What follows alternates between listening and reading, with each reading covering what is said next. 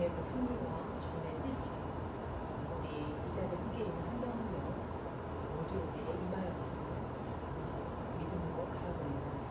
이 예배 가운데 하나님의 성령의 임재로 그분이시고 또 이 예배를 통해서 하나님의 영광을 받아주시고 또 우리가 생명된 예배와 또한 생명된 하나님과 또 이 말씀과 찬양과 모든 것들이 모든 것이 행복하게 성례를 이루실 때 하나님께서 정말 우리를 기뻐하시고 정말 우리를 복된 길로 인도하실 것을 믿습니다.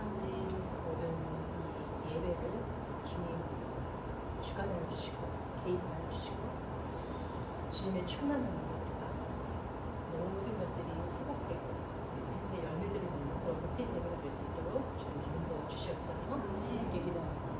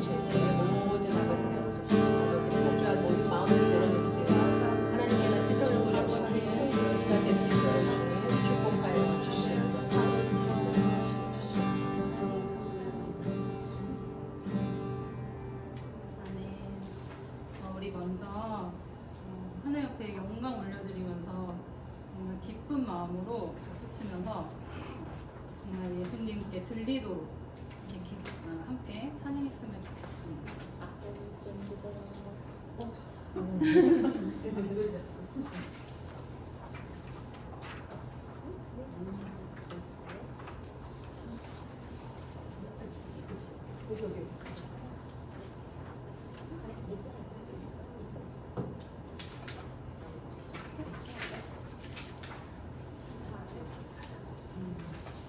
아시는 곡일 거예요. 박수 치면서 신나게.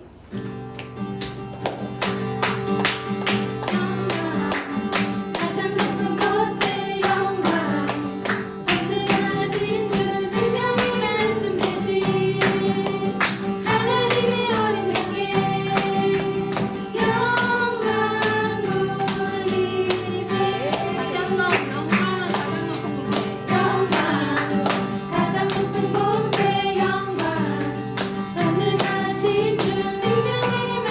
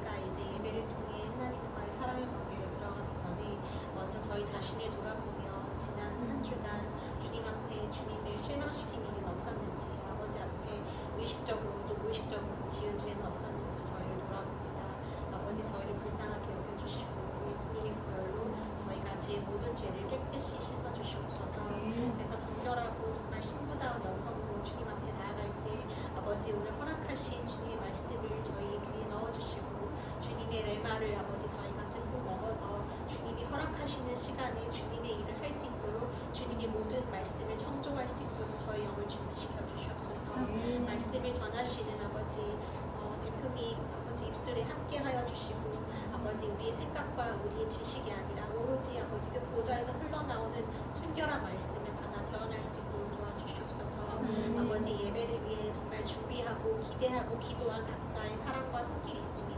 주님 그 한 마음 한 마음 만져주시고 개인의 삶에서 정말 하나님과 너무나도 깊은 사랑으로 항상 이 예배를 기대하고 준비하며 주님 앞에 나올 수 있는 저희 모두 될 수 있도록 도와주시옵소서.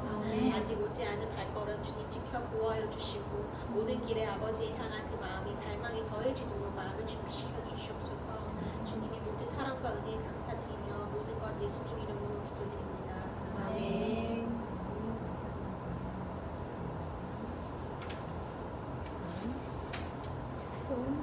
매장 관련돼서 오늘 이렇게 특별히 찬양하는 시간.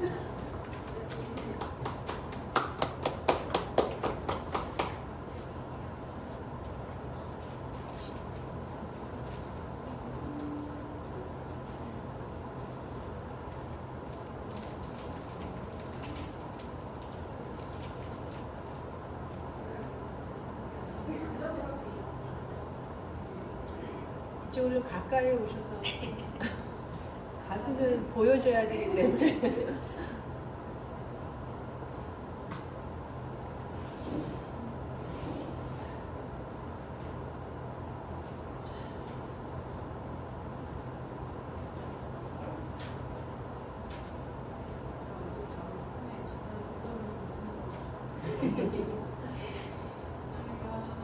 여기 제가 이 나의 소망 이 노래를 듣는데 여기 계신 분들이 생각이 나서 이거를 불렀으면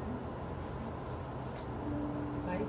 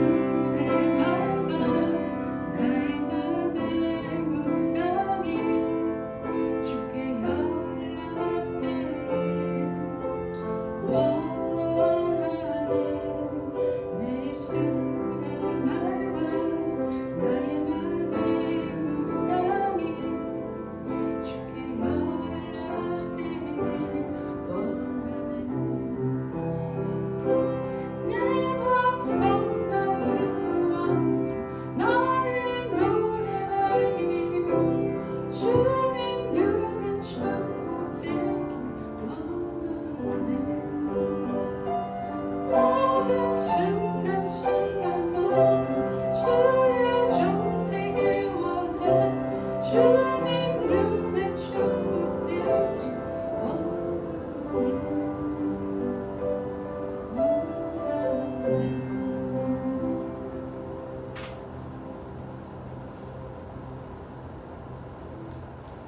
아멘.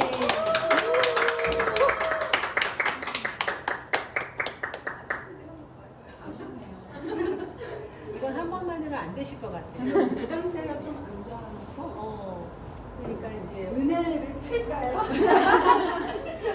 가사가 너무 좋아서 너무 좋았어요. 너무 이 좋아요. 찬양 두 곡 너무 제가 좋아하는 찬양이라서 진짜 너무 좋았어요.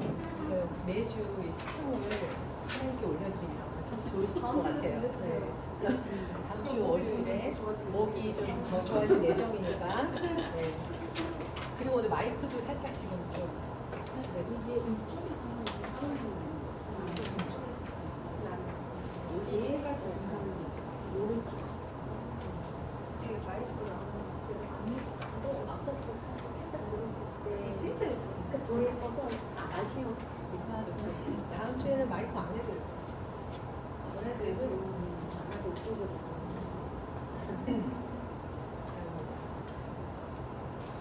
오늘 우리 광고 잠시 할게요. 글로리온 소식. 우리가 지금 11월 5일에 저희가 예배 시작하고 이제 1월에 남은 자 100명 깃발 세우기. 지금 이거는 좀 회원과 또 후원 모시고 하고 있습니다. 그래서 이 부분에 대해서 아직 또 회원 가입 안 하시는 분 계시면 여기 계신 분 해주시고, 그리고 이제 주변에도 이게 저희가 이제 한 9월 정도 지나면 제가 생각할 때는 이제 기업 후원이나 이런 부분도 가능해질 것 같으니까 지금은 좀 개인 후원 중심으로, 그리고 또 회원이 100명이 딱 서는 게 굉장히 중요한 우리 지난주인가요? 한번산 컨퍼런스 거기서 100명을 세웠잖아요. 그래서 저희도 이제 저희도 글로리온도 좀 100명을 먼저 세우자. 100명 깃발 세우기 프로젝트입니다. 함께 마음을 도와주시고 기도를 도와주시고 이렇게 해주시고요. 그다음에 이제 여기 오면서 잠시 그 송유한 선교사님 일본에 계시는데 지금 통화를 하면서 왔어요. 남아공 관련해서 지금 이제 그쪽에서 엄청 움직이고 있다고 하네요. 그 사모님도 아내분이 본인하고는 완전 다른 스타일로 굉장히 이제 딱딱한 연구를 잘하시고 그쪽에서 이제 일을 좀 진행하고 있다고 해서 여러분 중에서도 남아공 프로젝트 관심이 있으시면 남아공 프로젝트 방에 가서 초대할 수 있어요. 제가 관심이 있다고 표명해 주시면 그러면 이제 그 아내분도 초청을 하고 또 추후에 또 남아공 쪽에 이제 관련된 분들 여러 담당자, 문화원 담당자 여러 분들이 있겠죠? 그런 분들이 이걸 좀 모아서 저희가 카톡방에서 좀 서로 대화하고 서로 이제 하나로 일을 만들어가요. 그래서 여러분께서 설명해 주시면 지금 임원단으로 들어가 있고 언제라도 이제 초대해서 남아공 프로젝트를 함께 진행하면 좋을 것 같습니다. 그리고 2월 예배 일정 안내예요. 2월은 이제 좀 아쉽게도 다음 주는 월요일에 있습니다. 수요일이 아니라 월요일에 있고, 그리고 그 다음 주는 수요일에 진행하고요. 그 다음 주는 구정 연휴라서 예배가 쉬고요. 그리고 그 다음 주는 저희가 글로리온 일부 임원들이 이제 태국 선교를 가서 북한 선교를 진행하게 됩니다. 그래서 그 관계로 해서 또 예배는 쉬게 되고요. 그래서 2월은 2월 2일, 2월 11일 이렇게 딱 두 번만 예배를 하고 이제 나머지는 이제 단톡방에서 계속 소통을 하면서 진행을 하도록 하겠습니다. 그래서 2월 예배 일정 이렇게 보시면 되겠습니다.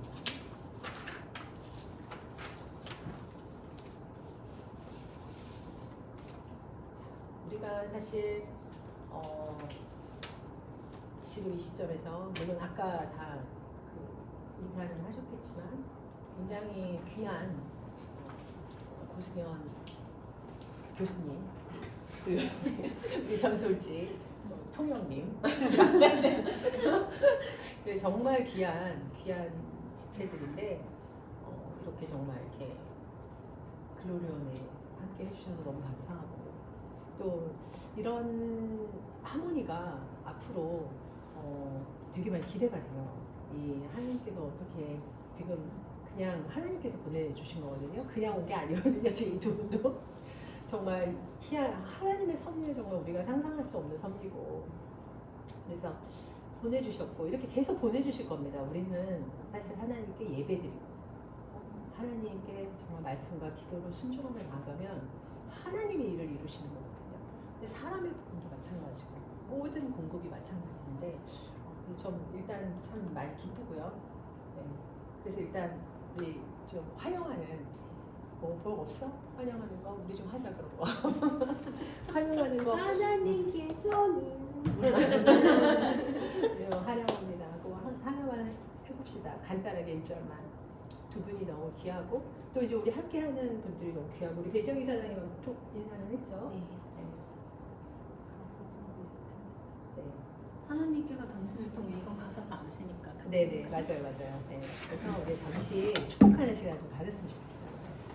네, 첫 발걸음은 한 번밖에 없어요. 신인상에 한 번밖에 없듯이. 그래서 이 축복은 오늘이 처음이자 마지막입니다. 네.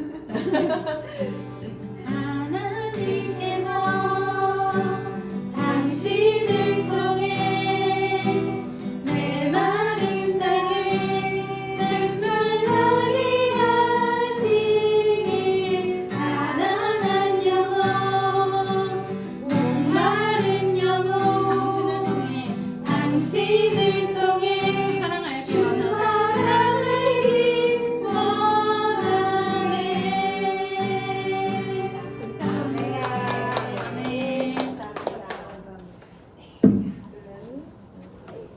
이제 하나님 말씀 나누도록 하겠습니다. 자, 오늘은 제가 제목을 우리는 하나님을 올바르게 알고 있는가? 당신은 하나님을 올바르게 알고 계십니까? 정말 이 시대에 하나님에 대해서 올바르게 알지 못하고 또 하나님에 대해서 오해하고 잘못 따라가는 그런 성도들의 삶이 가장 안타까운 것 같아요.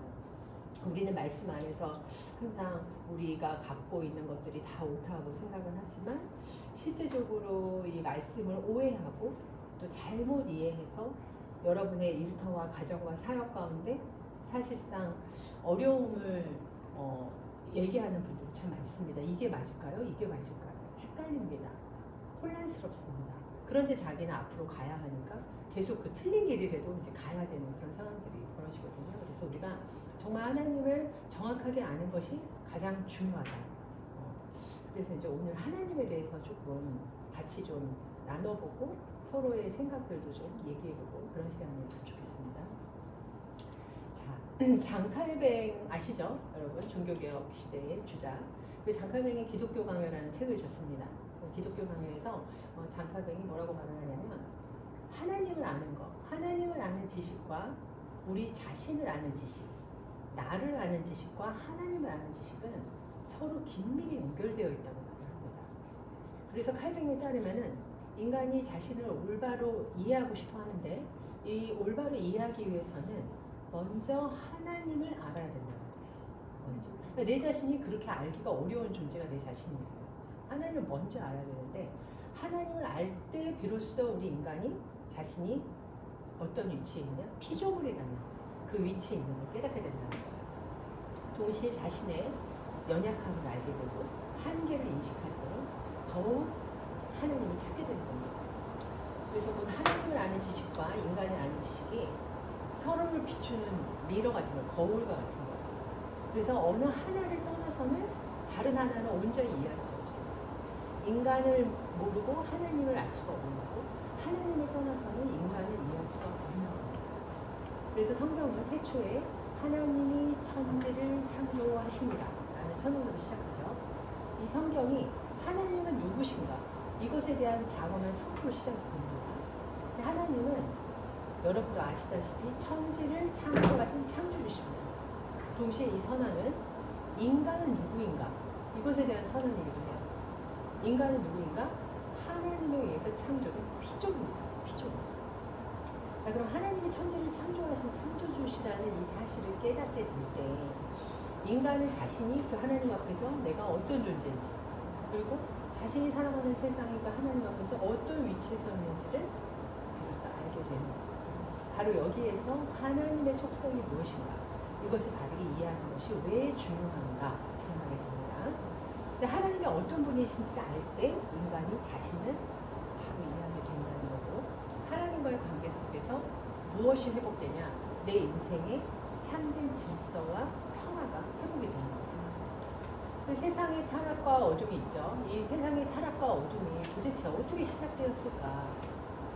마귀의 미혹에 넘어간 인간이 스스로 하나님과 같이 되리라 했었던 창세기 3장 5절 말씀, 이것으로 유혹을 받아서 하나님의 말씀을 거역함으로 시작이 되었던 거예요. 그 순간에 인간은 하나님의 자리를 딱 정복한 거죠. 하나님의 자리를 침범하고 하나님과의 화목한 관계는 이제 바로 깨져버렸어요. 자기가 주인 될 사람이 되면서. 그 결과 인간이 하나님의 임재로부터 쫓겨나게 됩니다. 그렇게 맡겨진 세상은 흑암과 사망의 저주 아래 놓이게 됩니다. 이것이 바로 모든 문제의 기원인 죄입니다. 죄. 따라서 태초에 하나님이 천지를 창조하시니라, 이 선언이 단순한 창조 사건의 서술이 아닙니다. 하나님이 누구시라는 것을 명확하게 말해주는 문장이에요. 말씀이에요. 그리고 하나님이 창조하신 인간과 이 피조 세계가 하나님과 도대체 어떤 관계 속에 있는가, 이것을 밝히는 말씀입니다. 그래서 하나님께서 이 말씀을 통해서 창조주와 피조물 사이의 관계적인 질서를 세우신 거예요.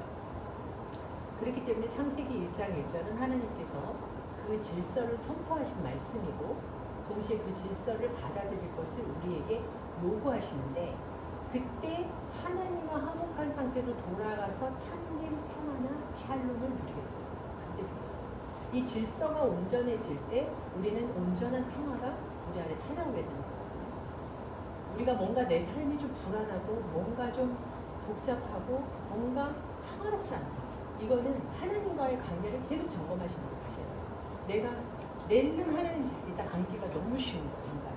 그래서 나도 모르게 하나님 자리에 앉아서 이 세상을 호통치고 있는 거예요. 그렇기 때문에 하나님과 나의 정확한 창조주와 피조물의 정확한 질서를 내가 매일매일 유지하면 내 안에 평화와 샬롬이 이제 임하게 되는 겁니다. 그래서 개인의 삶의 샬롬이 회복되기 위해서는 이제 이 질서를 받아들여야 하는데, 그래야 개인이 샬롬이 회복되면 가정이 샬롬이 회복되고, 부모가 샬롬이 회복되면 자녀가 결국 샬롬이 회복됩니다. 나라와 열방의 샬롬이 회복되기 위해서도 마찬가지예요. 우리가 샬롬이 먼저 회복돼야 돼요. 개인부터 시작이 되는 거예요. 그래서 하나님이 창조주시고 우리는 피조물이라는 이 질서를 인정할 때 정말 모든 관계 속에 참된 평화가 임하는 겁니다. 여러분에게 이런 참된 평화가 임하기를 축원합니다. 아멘. 하나님은 창조주시고 이제 우리는 피조물인데, 자, 이 질서를 받아들이는 핵심, 이 질서를 받아들이는 것이 바로 뭐냐? 예배입니다. 예배란 하나님께서 창조주이심을 우리가 인정해드리고 그 앞에서 우리는 낮추어서 피조물로 겸손하게 서는 행위, 이 예배가 가장 참된 평화를 누리는 그런 방법입니다. 그래서 이처럼 태초에 하나님이 천지를 창조하시니라는 이 선언으로 시작한 성경이 그 하나님이 어떤 분이신지를 설명하는 이야기로 이제 이어지게 되는데, 하나님께서는 율법을 모세에게 주셨죠. 그리고 한 개인의 인생사를 통해서, 또 민족적인 역사적 사건들을 통해서, 또 성경에 나오는 많은 선지자들과 사도의 같은 그 메신저들을 통해서 자신을 계시하십니다. 그리고 이 모든 계시의 목적이 단 한 가지로 귀결이 돼요. 무엇이냐면 하나님을 예배하라. 하나님을 예배하라는 촉구예요. 성경은 창조의 선언으로 시작을 합니다. 그리고 율법 역시 예언, 복음, 또 요한계시록까지 이 종말에 이르기까지 끊임없이 이 성경은 무엇을 얘기하느냐? 하나님이 누구신가? 하나님은 누구신가? 이것을 설명해서 모든 피조물에게 그분을 알게 하고 찬양하는 것을 촉구하고 있는 겁니다. 그래서 이 선언과 설명, 즉 촉구, 이것이 성경을 구성하고 있는 핵심 요소가 되는 거예요. 그래서 성경이 하나님이 어떤 분이신지를 선언하고 그분의 뜻과 성품을 역사와 계시를 통해서 설명하고, 마침내 모든 피조물에게 하나님을 예배하라 이렇게 촉구합니다. 자, 그러면 이 하나님을 예배하는 거, 하나님을 예배하는 게 참된 지혜의 시작인데, 그러면 어떻게 우리가 예배하는가? 이제 예배 요소들이 있죠. 찬양이란 무엇인가? 이제 찬양이 있습니다. 찬양. 자, 거기 그 10편 117편 1절 있습니까? 네. 네. 이진희 선생님 보시죠. 너희 모든 나라들아 여호와를 찬양하며 너희 모든 백성들아 그를 찬송할지어다. 네, 이 말씀은 단순한 권유가 아니에요. 그럴래, 그러자 이게 아니에요. 명령이에요, 명령.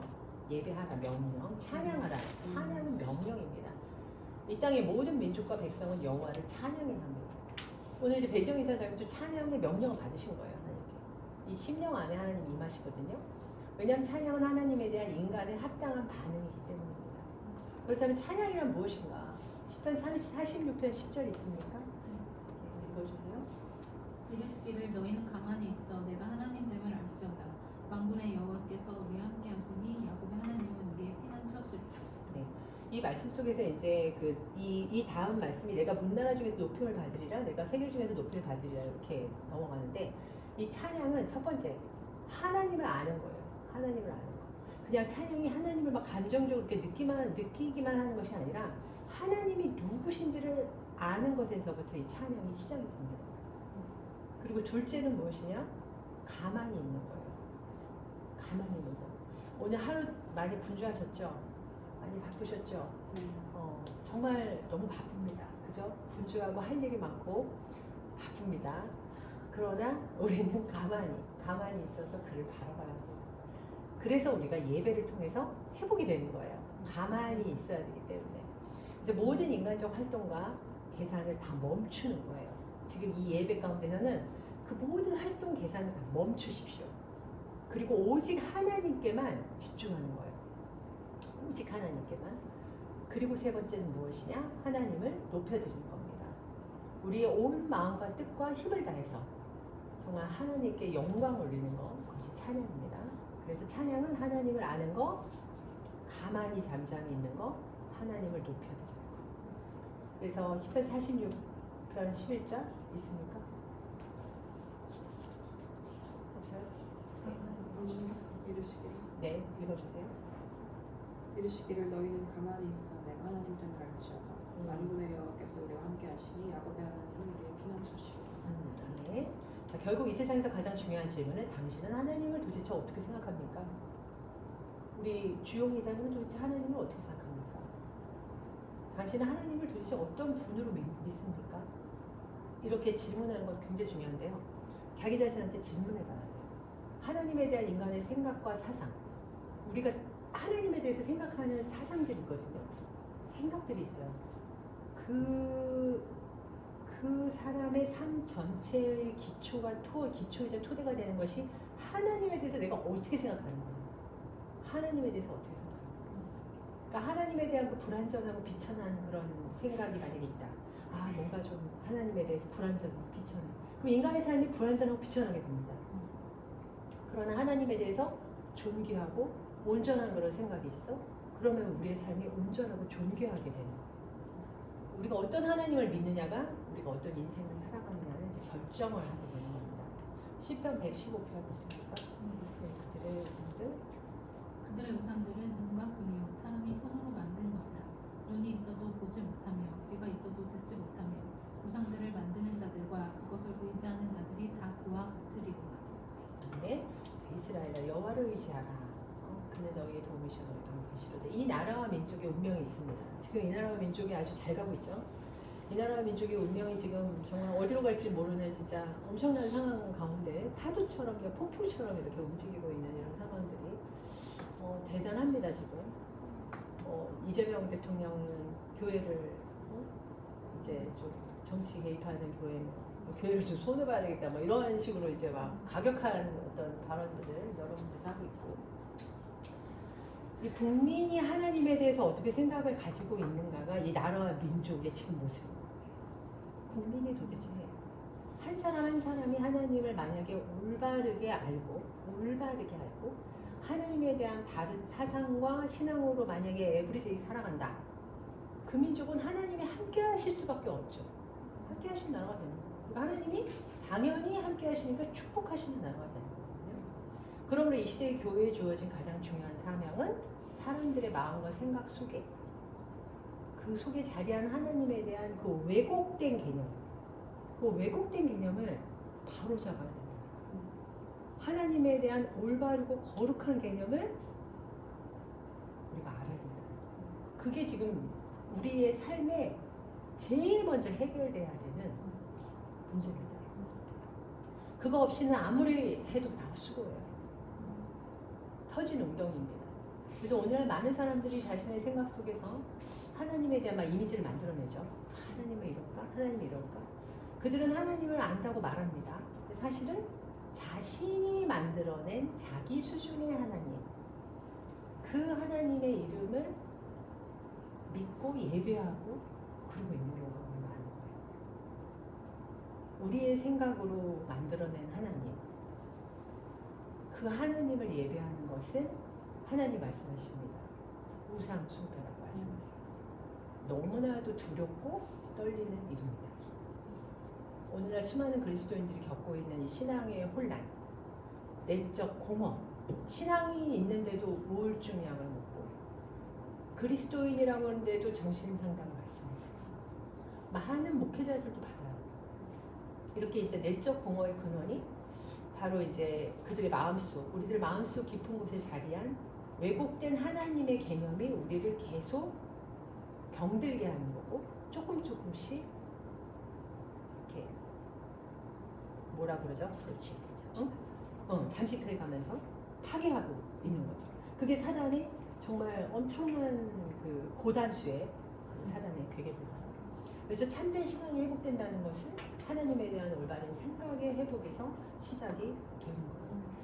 그래서 하나님을 바로 아는 것이고 참된 예배의 시작이고 참된 예배는 하나님을 정말 하나님 되시게 하는 것이 참된 예배입니다. 그럼 하나님에 대한 왜곡된 개념이 도대체 뭐냐? 도대체 왜곡된 개념이 어떤 게 있냐? 하나님은 첫 번째 우리의 양심이 아닙니다. 양심이 아니에요. 그러니까 우리가 악을 행하기 전이나 또는 악을 행하는 중이거나 또는 악을 행한 후에 마음이 불편하죠. 거짓말하거나 누구 시기질투하거나 뭐 누구 미워하거나 많잖아요. 여러 가지 죄들이 있잖아요. 불편해. 좀 죄의식도 느껴. 죄책감도 느껴. 내가 왜 그랬지 말이야. 이게 우리 안에 있는 양심이에요. 양심.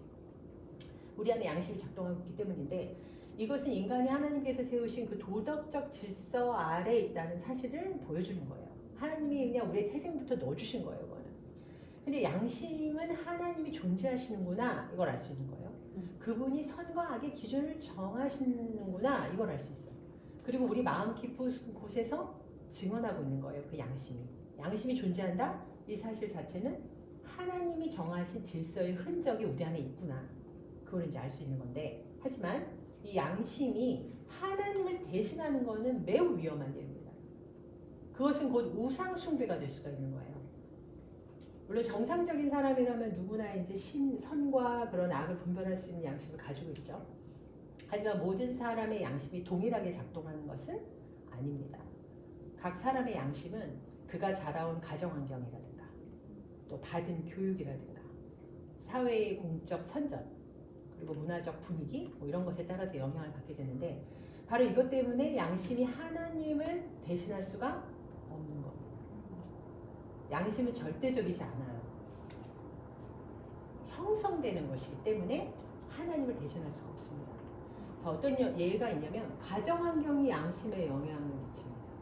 저희가 제 얘기를 해서 좀 그렇지만은 제가 신학을 공부하면서 제일 처음에 첫 학기에 하는 게 뭐냐면 그 나를 보는 거예요. 그리고 그 나는 나의 뿌리를 봐요. 가정 환경, 원부모라고 말하거든요. 그 엄마 아빠의 그래서 우리가 어렸을 때부터 어떻게 키워졌는지 그거를 타고 들어가서 그거를 찾아내서 그 쓴뿌리를 회복을 하고 그 다음에 이제 회개와 그 다음에 회복이 이제 이러는 그런 그 훈련이라고 해야 되나 그런 과정을 1년을 한 학기는 내 안에 있는 어떤 그 저거 내가 한번 줬죠. 뭐죠? 애니 여글의 애니어그램. 보통 MBTI 하듯이 애니어그램을 해서 내가 어떤 성향인지 내가 모르는 나의 영역들을 좀 발견해보는 시간들을 갖는 거예요. 그리고 여러 가지가 복합돼 있어. 나라는 사람 안에는 한 가지만 있는 게 아니라 이거는 좀 강하게 있고 요건 조금 적게 있고 해서 같이 복합돼 있는데 그걸 통해서 이제 나를 알아가는데 그 다음 2학기 때는 이제 그 부모님, 원 가정 부모와의 관계에서 많은 것들을 발견해내요. 아, 내가 어떤 형태의 푸시를 받고 살았구나. 그걸 이제 모르는 사람도 많은 거예요. 그러니까 우리가 부모로서 또 아이들한테도 그렇게 할 수도 있는 거예요. 그래서 굉장히 많은 또 실수들을 지금부터 들으면 참 좋은 거예요. 많은 실수들을 우리가 아이들한테 또 하기도 해요. 그래서 이제 가정 환경이 양심에 영향을 미치는데 만약에 이제 어떤 가정이 막 채식주의야, 엄격한 채식주의야. 그러면 이렇게 채식주의에서 자라내는 성인이 돼서 고기를 먹을 때 죄책감을 느낀다는 거야. 뭔가 이걸 먹으면 안 되는 것 같고 그런 죄책감을 느낄 수 있어. 또 어떤 가정에서는 막 이렇게 막 그 레크레이션하고 막 재밌게 놀고 막 농담하고 이런 거를 경박하다 이러면 안 돼. 이러면 이 아이는 커서 정당한 즐거움을 누릴 수 있는 그런 기회들이 이제 막 이건 세속적이야, 이건 막 죄악이야 이렇게 이제 여기면서 갈 수 있다는 거예요. 그래서 자녀 교육 안에서 굉장히 그 아이 안에 많은 것들을 잉태시킨다는 거지. 그래서 그런 환경에서 자란 아이가 이제 훗날 만약에 뭐 휴식이나 여가를 막 즐길 수 있을까? 못 즐겨요. 막 부담스러워. 막 빨리 뭔가 열심히 해야 되는 것 같아. 그래서 이제 그런 양심의 가책이 막 느껴지는 거죠. 그리고 그 내면이 막 불편해지는 거야. 근데 그 내면의 불편함을 하나님의 음성으로 또 착각까지 해. 그러면 좀 황당해지는 거예요. 그게 하나님의 음성으로 들려지고 나의 불편함이, 나의 수치심이, 나의 죄책감이 하나님의 음성으로 받는 순간 굉장히 우리 안에서 착각이 일어날 수가 있는 거예요. 우리 인생 가운데. 그래서 그것은 하나님의 뜻과는 아무런 상관이 없는 일이라는 거죠. 단지 환경이 형성해준 그런 도덕적 감정의 부산물이다. 근데 그것을 하나님의 뜻하고 자꾸 연관을 시키는 현상이 일어날 수 있다는 거죠. 이게 뭐 의학적으로, 뇌과학적으로 뭔가가 있을 것 같아요. 네, 있을 것 같습니다. 있을 것 같아요. 그 정신심리학적으로 있을 것 같아요. 그리고 교육이 양심에 영향을 미친다는 거죠. 교육이. 그러니까 어떤 상황에서는 동성애를, 미국에서도 그러죠. 동성애를 사랑과 인권의 이름을 대요. 저희 조카도 막 주변에 막 동성 애들이 너무 많은 거예요. 친구들이. 그럼 엄마가 이제 뭐라고 하면 인권을 얘기를 하는 거야. 제가 저렇게 되고 싶어서 그런 게 아니야. 쟤를 존중해 줘야 돼. 너무 불쌍하다. 뭐 이런 식으로 이제 사랑과 인권의 이름을 교육을 받는다. 그러면 이제 이런 교육 받는 사람은 동성애만 누가 비판하고 막 반대하면 오히려 이제 그것을 이해하지 못하고 반대를 하는 거죠. 그래서 이 교육이 너무 중요합니다. 그래서 반대로 타인에게 막 도움을 받아. 그 신세지는 거. 이런 걸 막 부끄러운 일로 배운 사람도 있어요. 절대 신세지면 안 돼. 절대 안 돼. 이런 사람은 이제 누군가 사실 우리가 살면서도 도움을 받을 수도 있거든요. 그 도움을 받는 순간 아주 불필요한 죄의식이 딱 들어오는 거예요. 그 패배감이 딱 들어오는 거예요. 아주 사단이 좋아하는 재료들이죠. 그래서 이처럼 이제 교육이 사람의 양심을 형성하고 이제 왜곡할 수 있다는 걸 우리가 명확하게 이제 알아야 돼요. 이것이 우리를 아는 것에도 되게 도움이 되는 겁니다. 그리고 공적 선정과 사회적 분위기가 양심을 또 왜곡해요. 역사가 이런 게 많습니다. 역사가 이런 사례로 가득한데 제2차 세계대전 당시에 그 나치 독일이 이 선전 기술을 엄청 잘 썼어요. 아주 정교하게 썼는데 수많은 사람들이 이 선전 기술 때문에 양심이 무력화돼요. 이 선전이 뭐냐면 유대인을 증오하는 것이 국가적인 의무다. 이렇게 포장을 한 거예요. 기가 막힌 선전 기술을 한 거죠. 공산주의 하듯이 이제 그렇게 나치 독일도 너가 유대인들에 대한 증오하는 것이 애국심이야. 이렇게 이제 계속 포장을 하니까 그거를 거짓이어도 나라에서 계속 주장하면 믿는단 말이죠. 국민들은. 그 결과 유대인에게 친절을 베푸는 일이 도리어 뭐냐? 역적으로 여겨지고 죄로 여겨졌던 거예요. 아, 유대인한테 친절을 베푸면 나는 애국자가 아니다. 이렇게. 그래서 이제 나치 당원 중에 충실한 사람들은 유대인을 돕거나 어떤 연민을 보일 때 오히려 양심의 가책을 느꼈다는 거예요. 이렇게 비슷한 일이 우리 시대에도 일어났는데 뭐 우리 그런 것도 있어요. 코로나 시기에 예배 금지 이렇게 됐을 때 교회가 막 예배를 드리면 사람들이 막 교회가 저런다 하니까 이게 뭔가 우리가 사람들한테 막 피해를 주는 거 아닌가? 교회가 이렇게 해도 되나? 막 이런 자책감을 가진 사람도 있단 말이지. 근데 백화점에서는 마음껏 쇼핑하고 있고 그렇죠? 이렇게 그냥 국가가 막 선동을 하면 국가가 좀 파워풀하기 때문에 그냥 사람들이 거기에 양심을 막 갖다 붙여가지고 양심의 가책을 느끼는 일이 생기는 거예요. 그래서 이런 그 공적 담론 또 이런 선전 이거는 사람들의 양심을 조종하고 하나님께 드려야 할 예배의 그런 자유를 죄악시하는 그런 사태를 우리가 경험을 한 거죠. 이처럼 어떤 사람들은 왜곡된 환경과 교육 때문에 정말 저급한 도덕의식, 진짜 무감각한 양심 이런 걸 가지고 살아갑니다. 근데 반면에 어떤 사람들은 병적으로 예민한 양심을 하나님의 음성으로 착각하면서 살아간다는 거예요. 그래서 완벽을 요구하는 그 내면의 목소리가 막 있어요. 완벽해야 돼. 이것에 시달리면서 스스로 막 정죄해. 나는 왜 이렇게 완벽하지 못하지? 나는 왜 이렇게 실수하지? 이러면서 자기를 막 정죄하는 거예요. 그러다가 갑자기 또 반대편으로 그것에 반항해서 방종으로 나가기도 하고. 하지만 그 내면의 소리가 반드시 하나님의 음성은 아니라는 거. 그것은 어린 시절의 교육, 가정의 영향 또는 사회적 선전의 결과일 수도 있다는 것을 우리가 잘 분별하면서 하나님의 뜻을 구해야 합니다. 양심은 귀한 거죠. 그렇지만 절대 기준 될 수 없어요. 양심은 하나님이 아니고 하나님이 주신 감각기관 중에 하나일 뿐입니다. 그러므로 우리 양심에 하나님의 뜻을 대신할 수 없어요. 하나님의 자리를 대체하는 것은 매우 어리석고 위험한 일입니다. 그래서 하나님만이 선과 악의 기준이신 거고 그분의 말씀만이 참된 도덕의 근원입니다. 자, 그럼 하나님은 두 번째 이런 또 그거 있어요. 하나님은 나의 아버지 상이 아니야. 이게 많은 심리학자들 연구에 따르면 사람이 어린 시절 부모, 특히 아버지에 대해 어떤 태도와 감정을 가졌는가, 이제 그것이 그 사람의 어떤 평생의 정서적인 성향과 인격 형성에 깊은 영향을 미친다고 해요. 행복하고 좀 안정된 가정에서 자란 사람은 이러한 사실을 실감하지 못할 수도 있습니다. 그러나 실제로 어린 시절 부모와의 관계에서 생긴 그런 상처들, 왜곡된 감정, 이런 것들 때문에 심리적으로 불안정한 삶을 사는 사람들이 수없이 많습니다. 그들은 오늘날의 상담실과 정신과를 가득 채우고 있는 그런 현상을 낳고 있는데 사실 실제적으로도 많은 커밍아웃들이 있어요. 깊이 들어가면 아버지에 대한 것이 하나님께 가지 못하게 하는 그런 담이 되고 벽이 되고 그래서 우리가 본능적으로 가지고 있는 하나님에 대한 기본 개념 이것은 어린 시절 아버지에 대한 이미지하고 밀접하게 연결되어 있어요. 그래서 어린 시절 좋은 아버지 밑에서 사랑과 신뢰 속에서 자란 사람은 자연스럽게 하나님을 자비롭고 선하신 분으로 인식하고 그렇지 못하고 두렵고 냉정한 존재로 경험한 사람은 하나님을 무섭고 벌 주시는 분으로 느낄 가능성이 높다는 거. 그래서 그것에 의해서 우리가 지배받으면 안 돼요. 아버지와의 어떤 또 어머니와의 어떤 그런 어려운 가정 환경이 있었다고 하더라도 그것이 우리를 지배하게 놔두면 안 되고 그것을 하나님 안에서 끊어내고 정리하고 해결해야 돼요. 그래야 하나님께 더 깊이 나아갈 수 있어요. 그래서 신앙생활 중에서 종종 이제 지나친 죄책감, 또 강박, 두려움 이런 가진 사람들을 실제적으로 신앙을 가졌는데도 보게 돼요.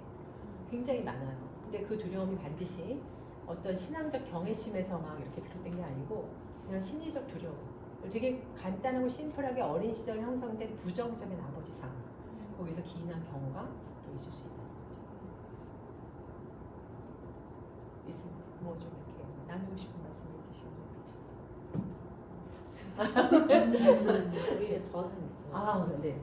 제가 저희 부모님이 다 뭐 안정된 가정이거든요. 그리고 제가 첫째였고 올해 결혼을 늦게 하셔서 아빠가 되게 기다린 첫째 아이여서 예뻐하셨겠지만 아무 문제가 없는 부모님인데 그 안에서 저는 어떤 아빠가 이제 말수가 적으시고 어려워하셨어요. 아기들. 그러니까 저는 크면서 아버지의 사랑을 별로 못 느껴. 아빠가 저를 좋아한다는 느낌을 잘 못 받고 자란 거예요. 그래서 너나 왜 커서 얘기하시려고 얘기만 하면 아빠가 들어주는데 왜 요청을 안 했어? 라고 엄마가 얘기를 하시는 걸 보고 그런 상황이었나? 라고 할 만큼 되게 좋은 환경인데 남들이 볼 때는 저는 의외로 그게 없었던 거예요. 근데 딱 신앙생활을 하면서 제가 지난주에도 나왔지만 제가 하나님 아버지란 말이 너무 어려웠다고 했잖아요. 저는 아버지가 안 편하니까 하나님이 투영이 되니까 그게 아버지라는 말이 안 나오고 그냥 전능하신 하나님으로는 인정이지만 그게 아버지처럼 우리 아버지도 안 치밀한데 그게 아버지가 안 돼서 그 사실을 아는 순간 이 제가 한동안 방황기를 겪고 하나님이 어떤 분이세요라는 질문을 받았어요. 아무 친하지 않은 사람한테.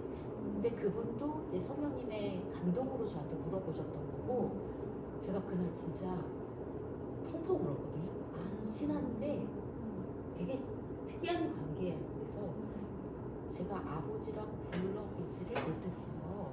날 고백을 하게 하시더라고요. 갑자기요? 그건 진짜 그런 일이 없었으면 저는 진짜 그냥 안 믿었을 거예요. 이분이 기도해서 주셨다는 그 마음도 안 믿었을 거고 안 친한 사람한테 이게 진짜 오늘 인사하고 헤어질 사람이었어요. 근데 그게 연결이 돼서 전 다시 교회로 그때 좀 방황하다가 다시 교회로 가게 된 케이스였거든요. 그러면서 알게 됐던 거죠. 제가 이렇게 하나님과의 관계가 바르게 되어 있지 않고 좀 되게 불편한 관계였구나. 그러니 제가 그 후로 고민했던 게 뭐냐면 제가 아버지가 안 친해서 그런 거였다는 걸 깨달았지만 우리 아버지한테 졸라본 적이 없으니까 하나님께 기도를 하거나 이럴 때도 시시콜콜하게 이런 얘기를 하는 게 매우 불편해서 그게 지금도 기도에도 그렇게 편하진 영향을 않아요. 주겠다. 네네. 그러니까 어떤 마음이 되냐면 맨날 우리 최수자 회장님 다시 좀 그냥 이렇게 다 아시죠? 내가 아버지랑도 안 나누고 사실은 엄마랑도 그렇게 나누는 편이 아니다 보니 어디서도 해보지 않은 것들을 해야 되는 상황인 거예요. 그게 좀 많이 어렵고 지금도 그래서 오히려 그냥 걸어가면서 저한테 얘기했듯이 하는 거를 지금은 조금 하게 됐지만 되게 오랫동안 어려운 부분이었죠. 그게 해결이 되는 게 되게 중요하죠. 믿음의 깊이를 가지기 위해서는 그게 해결이 되실 것 같아요. 그래도 그렇게 어쨌든 알게 됐으니까 이게 그것으로부터 연유된 거구나라는 걸 알게 됐기 때문에 이런 하나님에 대한 그런 반감은 아니고 반감으로도 나올 수가 있고요. 잘못하면 이게 근데 폭력 집안도 아니고 그런 게 아님에도 불구하고 있다는 게 저한테 되게 좀 희한한 일이라고 생각이 들었어요. 맞습니다. 회장님 뭔가 네. 그래서 이게 하나님께 더 깊이 나아가지 못하게 하는 그런 내면의 그 거부감 또 좀 그 어색함 이런 거 이게 대부분 좀 그런 게 있는 것 같아. 너무 뭐지? 내가 말하지 않아도 약간의 때를 부리면 다 이제 부모님들이 알아서 해줬잖아요. 그 하나님한테도 당연히 해줘야 되는 거 아니에요? 이런 어떤 이제 그런 게 있었는데 내가 믿는 하나님이 그런 어떤 진이 램프가 아니구나라는 거를 이제 계속 말씀을 들으면서 내가 하나님이 나의 진이 램프로 생각한 나의 이 우둔함, 이 무식함 이걸 깨우치는 것 같아요. 네. 그래요. 깨우치면 되는 거죠. 깨우치면 이제 다시 또 새로운 길을 가는 거니까. 그래서 이제 그 유년기 경험의 그림자가 사실 성인이 되어서도 많이 우리가 영향을 받는 거죠. 그래서 어린 시절의 그런 상처 그리고 왜곡된 그런 감정 이런 게 이제 하나님 아버지의 참된 사랑을 그냥 마음껏 누리고 경험하는 것을 좀 가로막고 있을 수 있다는 거죠. 그래서 영적 성장이나 또 내적인 치유는 분리될 수 없는 하나의 과정이에요. 이 내적 치유가 없이는 영적 성장이 한계가 있어요. 이 내적 치유 너무 중요합니다. 그래서 신앙적인 성숙은 단지 교리적으로 말씀만 정확하게 이해하고 열심히 정말 그냥 하라는 대로 그냥 따박따박하고 이걸로만 이루어지지 않는 거죠. 마음이 가장 중요한 거죠. 마음 안에 있는 그 상처와 왜곡된 그런 정서들이 하나님의 진리로 치유를 받아야 된다는 거지. 그때 그 사람의 신앙이 비로소 건강하게 자라날 수 있다. 그래서 진정한 하나님 아버지를 발견하기 위해서는 반드시 불편해도 어린 시절 부모로부터 물려받은 이 왜곡된 정서적 유산 이거로부터 벗어나야 돼요. 그때 우리는 비로소 인간적인 두려움이 하나님이 아니고 정말 성경이 증언하는 참된 아버지, 참된 하나님, 사랑과 은혜, 자비와 인내 이걸로 충만하신 분이 많아요. 근데 자기 먼저냐 달걀이 먼저냐 할 수 있을 것 같아. 그럴 수도 있어요. 맞아. 저는 사실 하나님 아버지에 대해서 확실한 믿음을 갖고 나서 그 유아기적인 상처가 다 그냥 한 번에 걷어지는 경험을 했고 지금 수많은 이 소아정신과에 있는 애들도 소아정신과 가면 다 내 잘못이 아니야. 그러니까 환경 탓하고 부모 탓하거든요. 애들이 더 나는 아무 잘못 없어. 이렇게만 하는데 오히려 하나님을 알게 되면 그냥 엄마 아빠도 연약한 인간으로 그리고 나도 죄인이다. 어렸을 때 그런 마음 알 수는 없지만 어쨌든 정신과를 가면 좀 그걸 강화를 시켜요. 그게 저는 이 정신의학에 정말 잘못된 거라고 생각을 하거든요. 그래서 다 교회로 보내야 된다고 생각하거든요. 맞아. 우리 아이들이 성령 받으면 네. 알아서 예의 범절이 있는 애들이 되고요. 네. 알아서 교육 정확하게 너 이래라 저래라 일 안 해도 얘네들이 성령으로 이게 달라진다. 그 아이들이 성령 받는 건 너무 좋아. 유아기적인 상태에서 100% 벗어난다는 거는 사실은 이제 인간으로서 불가능한데 이제 그거를 도와주는 게 이제 하나님을 알게 되면 너무 쉬워지는 게 아닌가. 그것도 맞습니다. 네.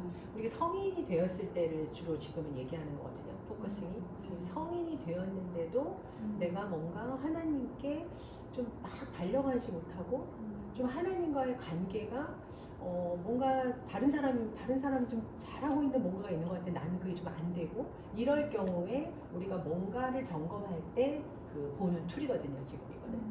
그러다 보니까 말씀하신 대로 성령을 온전히 충만하게 임하면 사실 아무것도 중요한 게 없어져 이 세상에 사는 게. 뭐 옛날부터 상처, 뭐 누가 나한테 뭐라 그러든 상관이 없어지는 거예요. 이 세상에 대해서 무관해지는 거야.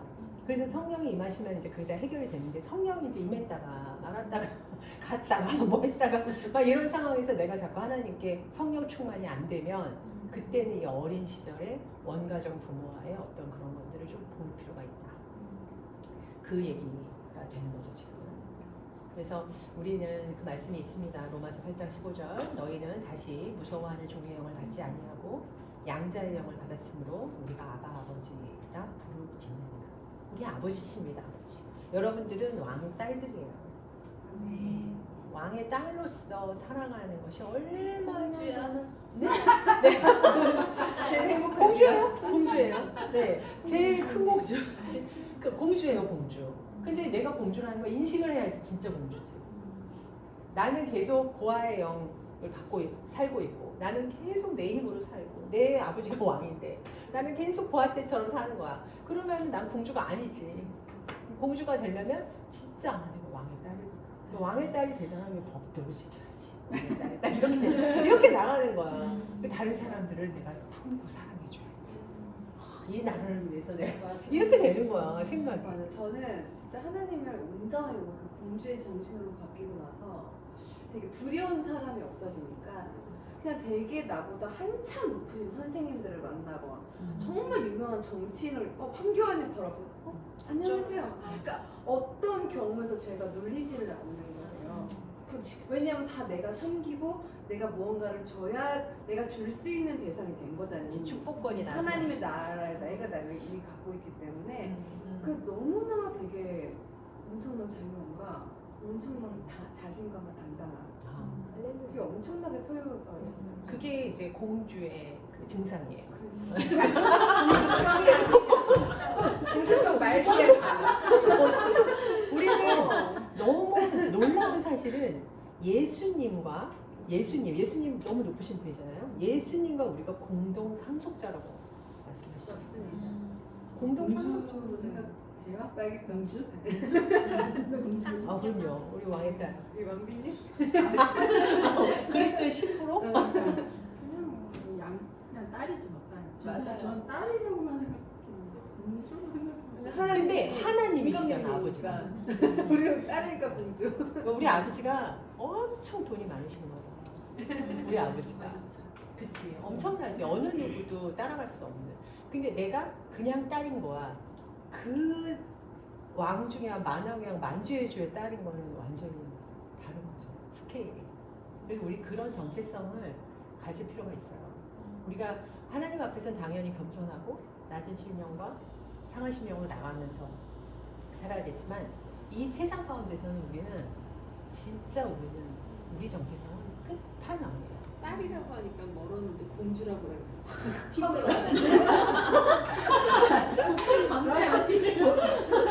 그러니까 어렸을 적에 공주셨구나. 하면서가지고 익숙한 거야. 나갔네 아주. 받았는데. 근데 이게 공주의 의무가 많아요. 맞아. 공주가 그냥 뭐 이런 공주 애기 있어야 때는 돼, 그럴 또. 수 있어. 애기 때 하나님 거듭났잖아. 나는 애기야. 근데 30살 돼도 계속 애기 짓 하면은 맞아요. 맞는 수밖에 없는 거야. 진짜 공주야. 그거는 이제 완전 병원 가야 돼요. 병원에 들여보내야 돼요. 공주인데. 그래서 애기 때까지만. 애기 때까지는 가능해. 진이 해도 돼. 그냥 하나님 막 구하기만 해도 돼. 근데 이제 영원히 애기는 아니잖아. 계속 자라기 때문에 자랄 때는 이제 아버지의 마음도 좀 내가 알아들여야 돼. 알겠어요. 늙은 공주예요. 근데 저는 그런 그러니까 뭐지? 내가 요즘 들어서 공주님. 아직 공주가 아니라고 생각하는 거지. 아직 옛날식으로 살. 저는 클 때 사실 기독교하고 되게 거리가 먼 집이었어요. 교회 어릴 때 왜 교회에서 뭐 준다고 뭐 이런 거 좀 오라고 그랬는데 난 못 갔어. 너무 부모님 말을 너무 잘 듣는 애였거든요. 그리고 거기 안 가도 우리 엄마 아버지가 야 그런 거 뭐 그런 데가 주접스럽고 그러고 이런 뭘 시골 사니까 애들이 그런 거 막 이렇게 주고 이러고 가잖아요. 그런데 가서 얻어먹지 말라고 막 이랬는데 제가 이제 느끼는 건 뭐냐면 내가 이렇게 하나님을 만나면서 아까 얘기했잖아요. 그러니까 뭐 황교안 씨를 만나도 당당하고 뭐 누구를 만나도 그러니까 나는 어느 순간 나한테 두려움이 없어졌어. 진짜 그냥 아유 니들이 뭐 잘났어 얼마나 잘났어 이런 거 있잖아. 그런 게 내가 하나님의 딸이다 뭐 이런 게 아니라 그래 내 뒤에는 하나님 있어. 그냥 이런 마음이 어느 순간부터 들더라고요. 그냥 까짓거 뭐 이런 이 세상에 뭐 까짓거 이까짓거 뭐 별거냐 뭐 이런 어떤 어떻게 보면 오만함일 수도 있고 또 한편으로는 내가 하나님이라는 백이 있기 때문에 그런 자신감을 가진다고 그래야 되나 좀 그런 게 생기는 것 같아 살면서 늙어서 그런가? 호적에 들어 올라갔으니까. 어마무시한 거지. 또 영혼으로 보니까 아무리 막 나이가 많고 권위가 뭐가 있어도 내가 이 사람에게 이 영혼에게 필요한 무언가 뭘 줄 수 있을까 그거를 먼저 항상 생각을 하게 되잖아요. 이제 사람을 보는 눈이 다 틀려지니까. 그러니까 그걸 살피다 보니까 마음을 먼저 헤아리게 되고 그러니까 너무나 자연스러워지는 거야 모든 관계가. 그리고 어떤 이득의 관계가 아무것도 없어. 왜냐면 결국 하나님이 하나님이 나한테 주시는 돈도 나눠주시고 기회도 하나님이 주시는 거기 때문에 잘 보일 필요가 그렇지. 어느 순간 너무 없어져. 맞아요. 아마 같은 그런 기분이. 맞아요. 야곱의 그 담대한 멋있잖아. 맞아요. 바로 왕을 봤을 때 내가 널 축복한다고 그러니까. 자기가 축복을 딱 바로 해주잖아. 그거야. 왕. 축복이 왠지 윗사람 같잖아. 응. 그 축복을 우리가 가진 거예요. 왕의 자녀로서. 이미 우리는 신분이 바뀐 거거든. 그래서 그 정체성을 결코 잊지 마시고 매일매일 그 정체성을 계속 기억하셔야 됩니다. 사단을 계속 뺏어가거든요. 그 정체성. 그 세 번째는 하나님은 늙은 할아버지가 아닙니다. 백발노인 아니에요. 그 주일 학교 애들이 이제 백발노인으로 본대요. 그래서 하나님 그려보라고 하면 백발노인을 그려본대요. 근데 이제 아이들의 현실 속에서는 자신보다 우월한 존재 어른이니까 할아버지가 이제 가장 나이가 많은 분이 하나님이다 이렇게 생각할 수 있죠. 그리고 이제 이게 결국에는 우리가 생각할 때 하나님을 단지 오래된 분이라고 느끼는 거 여러분은 이제 그런 분이 계시는지 모르겠는데 굉장히 자연스러운 얘기를 해요.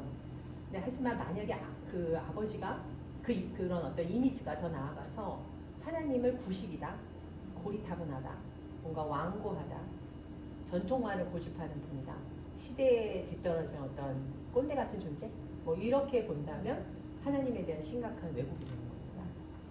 오늘날 많은 그리스도인들이 이런 무의식적인 어떤 왜곡 속에서 신앙생활을 하고 있는데, 만약에 하나님을 현대라는 개념하고 조화될 수 없다 이런 분으로 여긴다면 과학이라든가 기술 너무 빠르게 변하고 있잖아요.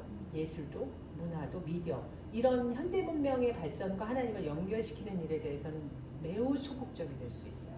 심지어 부정적인 태도를 취할 수도 있어요. 근데 하나님을 과거의 분, 역사 속에서만 있는 분으로만 제한하면, 그래서 어떤 이들이 이렇게 생각하는 거지. 예배는 반드시 뭐 장의자에 앉아야 되고 뭐 이런 거 있잖아요. 예보 꽃은 어떻게 해야 되고, 목사님은 꼭 가운을 입고 설교해야 되고, 뭐 이런 성경은 막 옛날 성경 막 그 고어체로 된 거 그런 거 봐야지 맞다, 뭐 거룩하다 이렇게 생각한다던가, 이렇게 이제 계속 그 과거에만 이렇게 머무르면은 현대의 새로운 도구들, 뭐 AI도 있고 뭐 현대에 얼마나 새로운 도구들 앞으로도 더 나오겠지. 이 변화하는 문화는 모두 신앙을 위협하는 걸로 여길 수가 있어.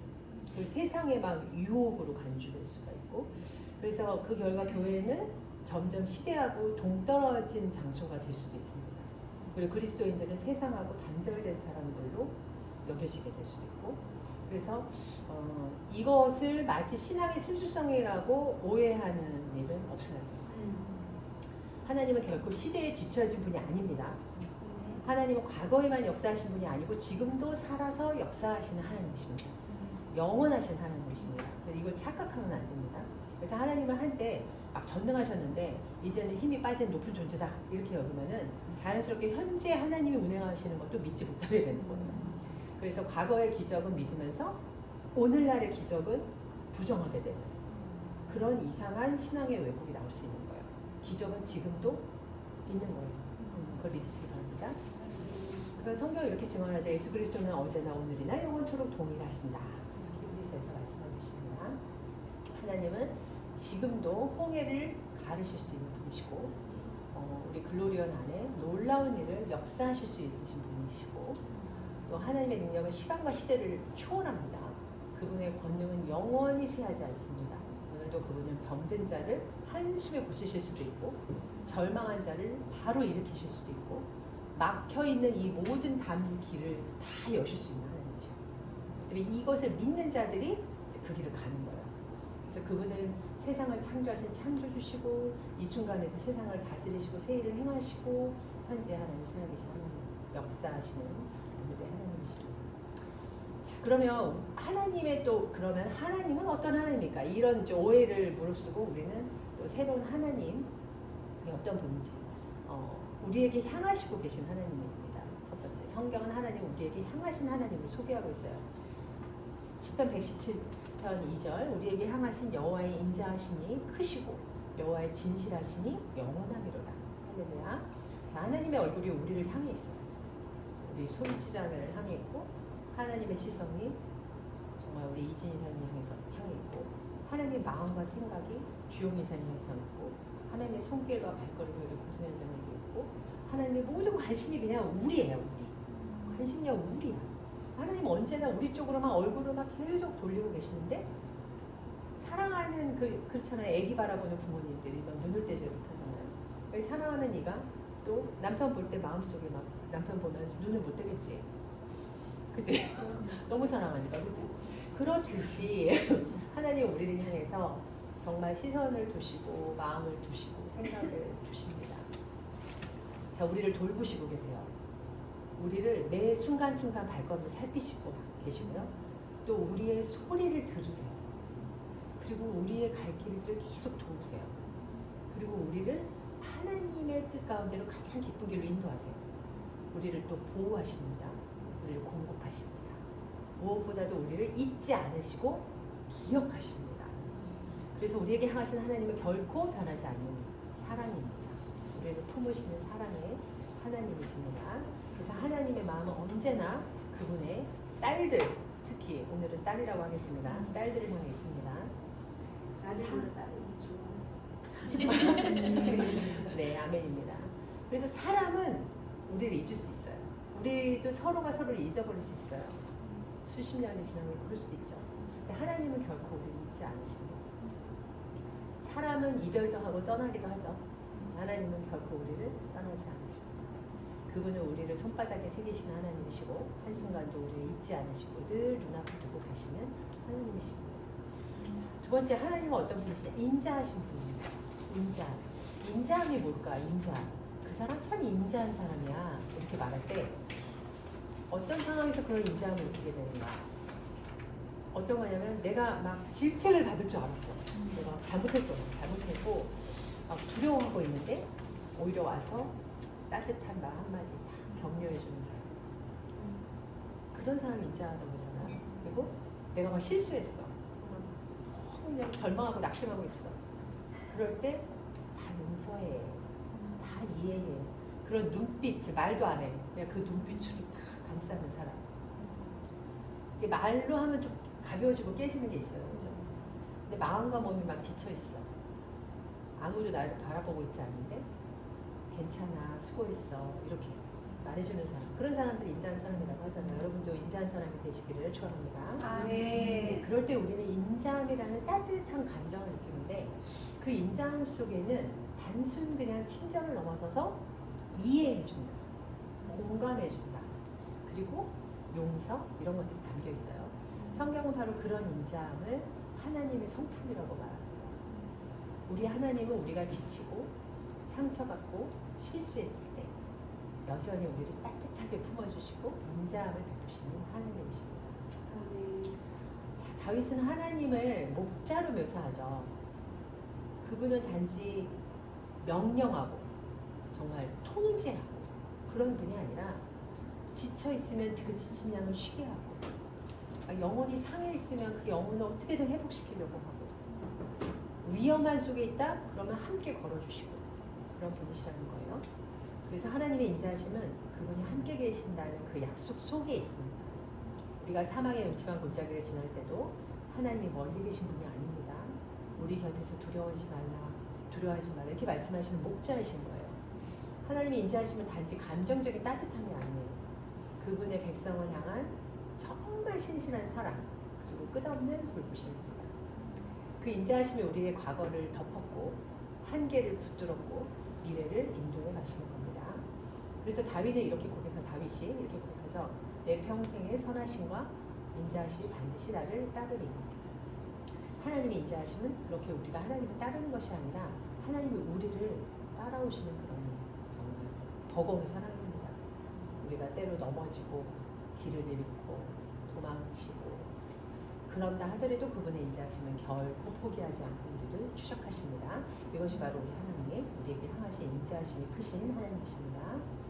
자, 그리고 세 번째, 크신 하나님이에요. 우리 하나님은 크신 하나님입니다. 우리 하나님은 우리보다 크셔요. 당연하죠. 우리의 문제보다도 더 크셔요.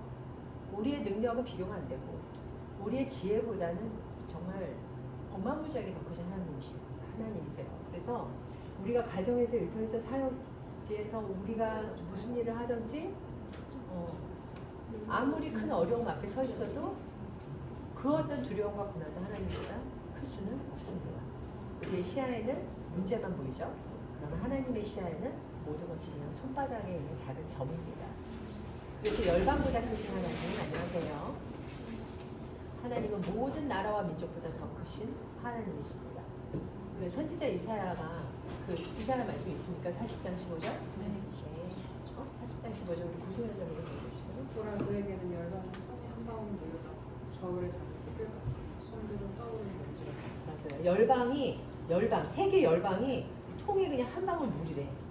하나님께는. 그리고 저울이 뚝 떨어지는 티끌 먼지래. 그리고 섬들은 떠오르는 먼지 같습니다. 자, 그래서 하나님 앞에서 모든 나라와 민족은 뭐예요? 그분의 위엄 앞에 아무것도 아니다. 인류가 역사를 통해서 쌓아올린 제국이 있죠, 문명이 있죠, 권력이 있죠, 부의 체계가 있습니다. 하나님 앞에서는 그림자고 한순간 스치는 안개입니다. 하나님 모든 왕국의 왕, 모든 역사를 주관하시는 주권자십니다. 그분의 말씀 한마디면 됩니다. 나라가 흥하고 한마디면 나라가 무너집니다. 그분이 허락하면 왕도 패합니다. 새로운 왕이 세워집니다. 그분이 허락하시면 통일도 됩니다. 바로. 그분이 허락하지 않으시면 어떤 나뭇잎도 땅에 떨어질 수가 없는 겁니다. 자연보다 크시죠, 당연히. 모든 자연 세계보다도 크신 하나님. 또 우리의 문제보다도 크신 하나님. 하나님은 크신 하나님이십니다. 창조주, 구원자, 역사의 주관자십니다. 그분은 세상을 통치하시되 그러나 사랑으로 다스리시고 우리의 삶을 붙드시되 인자와 진실로 인도하십니다. 그러므로 우리가 할 일은 단 하나, 무릎 꿇고 경배하며 찬양하는 것. 그래서 여호와는 크신 하나님, 모든 신들보다 크신 왕, 우리가 의지할 유일한 반석이십니다. 자, 진실하신 하나님 마지막입니다. 세상은 속이지만 하나님은 속이지 않으십니다. 만약 누군가가 우리에게 수익률 1000%인데 내가 보장할게 1000% 투자 상품, 그러면 이제 100% 사기라고 생각하면 돼요. 네, 하시면 안 돼요. 그런 투자는 말 그럴듯하게 들리지만 절대 가서는 안 될 길인데 이 세상의 원리는 그래요. 그런데 우리 이 세상의 원리는 수익, 하이 리스크 하이 리턴, 수익 가능성이 크면 위험도 커. 보장이 클수록 의심해야 돼. 그래서 무조건 의심해야 돼. 근데 하나님의 나라는 달라요. 진짜 신기하죠. 하나님의 나라는 달라요. 하나님께서는 약속하신 것을 반드시 이루시는 분이십니다. 그래서 그분의 말씀은 결코 헛되이 돌아가지가 않아. 천국은 있습니까? 말씀? 13장 44절 마태복음. 천국은 마치 밭에 감추인 보화와 같으니 사람이 이를 발견한 후 숨겨두고 기뻐하며 돌아가서 자기의 소유를 다 팔아서 그 밭을 산대요. 내 입에서 나가는 말도 이와 같이 헛되이 내게로 되돌아오지 아니하고 나의 기뻐하는 뜻을 이루며 나가 하나님 내가 보낸 일에 형통함이니라. 하나님의 약속은 세상의 계약처럼 파기되는 일이 없어요. 그분의 말씀은 인생의 변화무쌍한 시장 속에서 절대로 흔들리지 않습니다. 하나님은 약속하신 것을 반드시 이루시는 진실하신 하나님이십니다. 네, 글로리온의 올해 26년도에 주신 말씀, 하늘의 복을 모시사 내 땅에 때를 따라 비를 내리고 내 손으로 하는 모든 일에 복을 주시니, 이 말씀은 하나님께서 주신 우리의 약속입니다. 올해 반드시 성취하실 하나님을 찬양합니다. 네. 하나님은 어김없이 정하신 때에 오셔요. 정하신 때. 호세아 6장 3절 있습니까? 없습니까? 그러므로 우리가 여호와를 알자, 힘써 여호와를 알자. 그의 나타나심은 새벽별같이 어김이 없나니 비와 같이 땅을 적시는 늦은 비와 같이 우리에게 임하시리라. 자, 어둠이 깊어집니다. 근데 어둠이 깊어질수록 새벽은 가까워집니다. 마찬가지로 우리의 삶이, 여러분의 삶 속에서 어둠이 깊었던 적이 있으실 거예요. 있어야만 해요. 있어야만 합니다. 그 어둠이 깊어졌을 때 새벽이 가까워지는 것을 여러분 경험하셨을 겁니다. 마찬가지로 우리의 삶이 절망으로 깊어질수록 하나님의 구원의 빛이 점점 가까이 다가오고 있는 거예요. 하나님은 이르게도 오지 않으시고 늦게도 오지 않으십니다. 가장 정확한 때에 오십니다. 그분이 바로 진실하신 하나님이십니다. 주께서 나의 슬픔이 변하여 내게 춤이 되게 하시고 나의 베옷을 벗기고 기쁨으로 띄우셨나이다. 아멘. 자, 가뭄과 기근의 때에 늦은 비를 임하십니다. 또 그분은 땅을 적시고 생명을 소생시키는 봄비의 하나님이시고 우리의 마른 영혼에도 그분의 은혜가 임하면 다시 푸르러지는 거죠. 자, 하나님 모든 때를 따라 일하세요. 하나님이 모든 것을 지으시되 때를 따라 아름답게 하셨다고 하셨거든요. 솔로몬이 이렇게 고백을 했는데 하나님은 모든 일에 정하신 때를 두셨어요. 이렇게 이게 지금 저희에게 때, 오늘의 이 순간이 때입니다. 근데 심을 때가 있죠. 전도서는 거둘 때가 있고 또 헐 때가 있고 다시 세울 때가 있고. 그러면 우리는 지금이 어떤 때인지를 분별을 해야 되는데, 만약에 심어야 할 때다. 그럼 눈물로 씨를 뿌리십시오. 하나님이 정하신 때가 되면 반드시 기쁨으로 돈을 벌게 될 거예요. 지금이 만약 뽑아야 할 때다. 그러면 미련을 버리고 순종을 하세요. 하나님은 그 비워진 자리에 새 생명을 심으실 거예요. 지금이 무너져야 할 때다. 두려워하지 말고 그냥 내려놓으세요. 무너져야 할 때 무너져야 돼요. 무너져야 하는데 안 무너지고 버티면은 이게 이제 몇 배로 가요, 몇 배로. 그러니까 무너져야 할 때다? 그럼 그냥 무너지는 거예요. 근데 하나님이 그렇게 폐허가 된 위에다가 하나님이 또 새 일을 이루시는 거거든요. 지금이 웃어야 할 때다. 그럼 아무리 슬퍼도 그냥 감사와 찬양으로 웃는 거예요. 그 웃음이 믿음의 씨앗이 되고 새 희망을 피어내는 거죠. 그래서 하나님은 때를 따라 일하시는 진실하신 하나님이시고 그분의 뜻은 결코 변하지 않으시고 그분의 시간이 결코 늦지 않으시는 약속을 지키시는 하나님이십니다. 하나는 더 있습니다. 영원하신 하나님, 무한하신 하나님, 시간의 제한을 받지 않으시는 영원하신 하나님이 물질의 제한을 받으실까요? 안 받습니다. 상황의 제한을 받으실까요? 안 받습니다. 능력의 제한도 안 받으십니다. 어떤 제한에도 매이지 않으시는 무한하신 하나님이세요. 그래서 우리가 무엇이 결핍돼 있습니까? 하나님을 의지하시면 됩니다. 하나님이 그 자리를 다 채우십니다. 그래서 하나님의 영원하심이 이 담고 있는 의미가 굉장히 깊습니다. 우리가 영원하신 하나님에 대한 이 올바른 개념, 이것을 갖기 위해서는 하나님을 우리의 좁은 막 이해 속에 가두는 이 우리의 제한의 틀을 깨트려야 돼요. 우리는 종종 하나님을 인간의 시간표 안에만 꾸겨 넣어요. 인간의 논리 안에 꾸겨 넣어요. 인간의 가능성 범위 안에만 가두려고 해요. 이거는 내 뜻을 이루기 위해서 하나님 뜻을 맞춰 나한테. 그리고 나는 가. 근데 하나님 뜻이라고 생각하고 가. 그러면서 하나님께 기도하면서 하나님 좀 서포트 이거 하는 거예요. 근데 나를 꺾고 하나님의 뜻에 맞춘다는 게 그게 정말 보통 힘든 게 아니죠. 그러나 그렇게 해야 됩니다.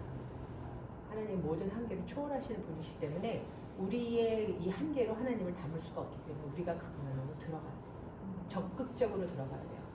그래서 하나님은 지식의 한계가 없으시죠. 하나님 능력의 한계가 없으시죠. 하나님은 인재에도 한계가 없으십니다.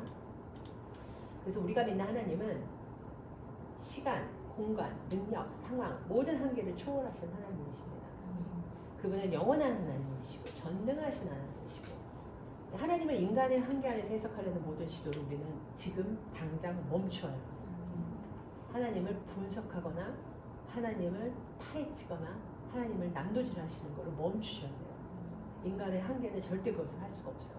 우리가 아무리 똑똑하고 아무리 이성적이고 아무리 뭐 사동에 박사에 10개를 해도 안 돼요. 그렇기 때문에 하나님은 우리의 계산과 이해를 완전히 초월하신 분이기 때문에 우리는 그분에게로 그냥 들어가야 됩니다. 자, 마지막으로 삼위일체 하나님은 어떤 하나님이십니까? 삼위일체의 어렵습니다. 삼위일체라는 것이 어려운 건데 그러나 이제 우리는 삼위일체를 믿어야 돼요. 삼위일체. 많은 이단들이 삼위일체를 안 믿습니다. 이단들은 절대 안 믿어요. 그러니까 나와 아버지가 하나이다 이렇게 말씀하셨잖아요. 예수님이 나와 아버지가 하나이다. 그래서 예수께서 길에 나가실 때 한 사람이 달려와서 꿇어앉아 묻자오되 선한 선생님이여 내가 무엇을 하여 영생을 얻으리까? 예수께서 이르시되 내가 어찌하여 나를 선하다 일컫느냐? 하나님 한 분에는 선하니 없느니라. 굉장히 좀 뭐랄까 이렇게 대비되는 말이에요. 이게 대비되는 말입니다. 그러나 이 안에는 하나님, 예수님, 성령님이 하나입니다. 하나의 경 안에, 하나의 인격 안에 세 인격이 있는 거예요.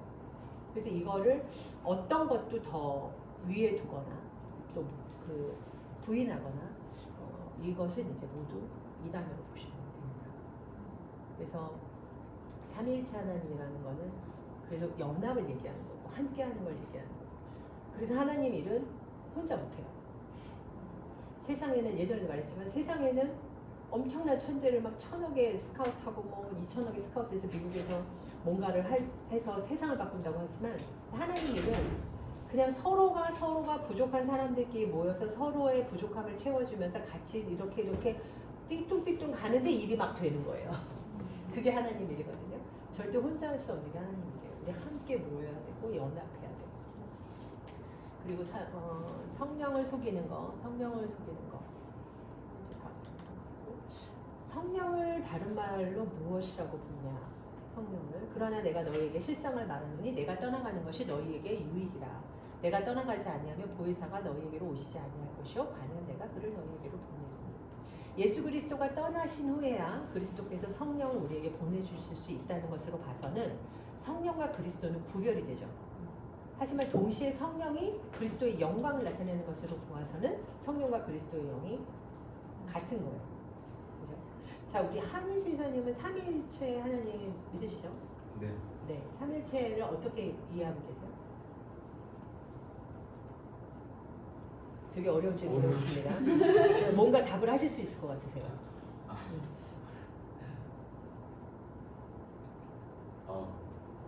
하나님과 예수 그리스도는 본질상 하나죠. 그렇죠. 예. 그렇죠. 하나시죠. 나의 아버지는 나와 하나라고 말씀하셨거든요. 말씀에서 동시에 하나님과 예수 그리스도는 인격적으로는 구별이 돼요. 인격적으로 구별됩니다. 예수께서 어찌하여 나를 선하다 일컬어 하나님 한 분은 선한 이가 없어 이렇게 하신 말씀은 그분이 아버지 하나님과의 관계적 구별을 드러낸 거예요. 관계적 구별. 그리고 성령과 하나님도 하나시죠. 성령과 하나님. 베드로가 성령을 속인 자에게 이렇게 말한 거야. 네가 사람에게 거짓말한 것이 아니고 하나님께 했어. 이렇게 말을 했거든요. 동시에 성령은 우리에게 하나님께서 보내신 분이에요. 예수께서는 내가 아버지께 구하겠으니 그가 또 다른 보혜사를 너에게 주신다고 하셨거든요. 그래서 성령과 하나님은 하나시지만 또 구별된 인격을 가지고 있는 거고 인격은 구별되어 있는 거예요. 그러나 하나씩 어렵죠. 삼위일체는 인간이 이해할 수 있다고 말하지 않아요. 창조주의 어떤 영역이기 때문에 그러나 우리는 이거를 알고 있어야 합니다. 이 모든 것을 이제 성령님과 예수님도 하나 그래서 다 삼위일체라고 합니다. 그래서 하나님은 한 분인데 동시에 성부 아버지, 성자 예수 그리스도, 성령 하나님이 세 위격으로 존재하신다. 이렇게 알고 계시면 됩니다. 그래서 이 교리는 인간의 이성으로는 완전히 이해할 수 없다. 성경 전체가 일관되게 증거하는 하나님이 계시된 본질이다. 우리는 성경 66권이 이제 정경화됐기 때문에 이 성경 66권을 믿으면 돼요. 그 이외에 굉장히 많은 위경과 외경과 진짜 마카비서와 어마무시한 것들이 많이 있습니다. 근데 그런 것들은 굳이 이렇게 찾아서 보시고 그 시대의 역사적 배경이나 이런 것들을 좀 공부하는 데에는 도움이 될 수 있어요. 그러나 그것은 성경으로서 무호성을 인정하는 그 책이 아니에요. 오류가 없는 것은 오로지 성경 66권이에요. 그래서 성경 66권에 있지 않은 것을 믿는 것은 잘못하면 하나님을 대적하는 게 되고 우상을 숭배하는 게 돼요. 그래서 우리는 온전히 말씀에만 충실해서 믿어야 돼요. 근데 이 말씀을 가지고 막 또 장난을 치는 사람들이 있어요. 엘리야가 와서 세례 요한이 됐다는 거. 자, 그렇습니다. 저 이 시점에서 한 가지 우리 배지영 이사님이 수호천사를 이제 공연을 하셨는데 거기에는 전생의 느낌이 들어가 있어요. 자, 전생은 기독교에서 어떻게 얘기하죠? 없습니다. 전생은 명확하게 이단으로 규정되어 있는 거예요. 그런데 우리는 뭐 어떻게 되는 겁니까? 우린 죽어요. 우리 죽죠. 다 위에서 다 죽어요. 그리고 자요. 예수님이 재림하실 때까지 잡니다. 다시 태어나거나 다시 부활하거나 다시 영혼으로 돌아오거나 이렇지 않다고 성경에서 말하고 있어요. 성경에서 보여주는 것만 우리가 본다면 성경에서 그렇게 말을 하죠. 우리 더 알고 싶은 거 많죠. 요한계시록 들어가고 이 세상에 진짜 천국과 지옥이 어떻게 되고 지옥과 천국의 신앙이 정확하게 서 있지 않으면 기독교를 믿는 의미가 없는 거예요. 우리가 뭐 하려고 이 고생을 왜 해요? 지옥이 있기 때문에 우리는 죄 가운데서 영생을 얻어야 되는 거였고 근데 우리는 지옥으로 갈 수밖에 없는 사람들이었는데 그 지옥의 그 불과 불과 유황 불하고 유황 가지고만 지옥을 얘기하고 있거든요. 성경에서 막 이런저런 얘기 많이 해요. 지옥 얘기. 근데 불과 유황밖에 안 나와 있어요. 성경에는. 그래서 지옥에 우리 가면 그리고 하나 벌레 그러니까 계속 타서 죽지는 않고 타기만 하는 거야. 죽지 말고 엄청난 지옥인데 그 지옥에 갈 수밖에 없는 거야. 왜냐? 구약의 율법을 우리 지킬 수가 없거든. 하나님이 주신 그 모든 율법을 어떻게 우리가 지킬 수 없잖아요. 그렇기 때문에 우리는 그냥 죽어야 되는 거야. 그런데 예수님께서 오셔서 그분의 목숨을 피로 주시고 우리를 살리셨죠. 우리 지옥에 안 가죠. 어디 가요? 천국 가죠. 그래서 우리는 이제 죽으면 자요. 그리고 예수님이 재림하실 때 산자부터 올라감을 받는다고 하잖아요. 그래서 예수님을 여기서 남편이다. 네, 보십시오. 오, 남편. 어서오세요. 네. 퇴근하고 얼른 오세요. 웰컴. 네. 어. 매우 부러. 잘생긴 남자가 또 이제 옆에 잘생긴 있다는 남자 너무 좋아하잖아. 연예인이 저리 가라 하는 정말 잘생긴 남자예요. 그래서 그때 우리는 이제 죽은 자도 그때 살아나서 가는 건데 사실 이 전생이나 윤회나 이런 부분들이 성경에 헷갈리는 얘기들이 좀 있어요. 헷갈려요. 특히 이제 엘리야 얘기는 엘리야가 올 거야라고 있기 때문에 세례 요한이 엘리야다. 엘리야가 다시 환생을 해서 전생에 엘리야였는데 이제 세례 요한이다. 그런 식으로 이렇게 그런 것만을 또 이렇게 딱딱딱 해가지고 또 연구하는 사람들이 또 항상 있어요. 근데 우리가 사실 어떤 것이 정말 완전하고 진실인지는 하나님밖에 몰라요.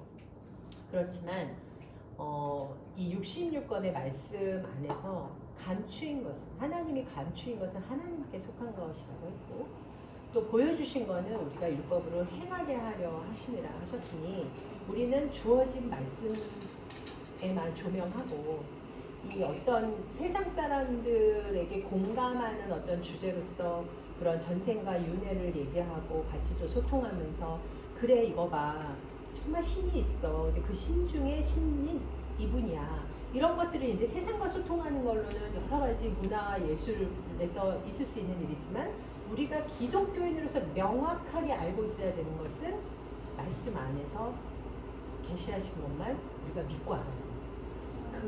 그 이상도 이하도 우리가 알게 되면 그것은 잘못하면 그렇죠. 하나님 기뻐하시지 않는 일이 될 수가 있는데 그 소준사를 저기하는 건 아닙니다. 절대로.